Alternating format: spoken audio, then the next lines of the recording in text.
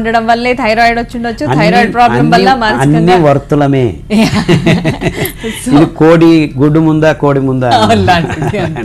So అలాంటి వాళ్ళ కోసం అంటే ఇప్పుడు మానసికంగా కూడా వాళ్ళు ఆరోగ్యవంతులు అవుతారా? అదే వర్తులం అని చెప్పేదానికి కారణం. ఇక్కడ బాగవుతుంటే అక్కడ బాగవుతుంది, ఇక్కడ బాగవుతే అక్కడ బాగవుతుంది. మనం సమగ్రంగా ఆలోచించాలి.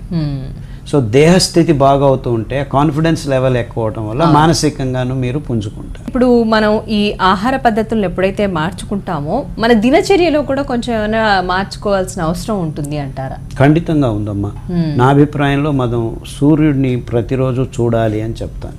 ఉదయం సూర్యుడిని చూడాలి అంటే మీరు అందరూ రాత్రి 1 గంటకు పడుకొని 8 గంటలకు లేస్తే మీకు మంచిది కాదనే చెప్తుంటాను. ఆ కాషాయ రంగు కిరణాలని చూడటం వల్ల మన జీవ రసాయనిక క్రియల ఆ చైతన్యమే వేరేగా ఉంటుంది.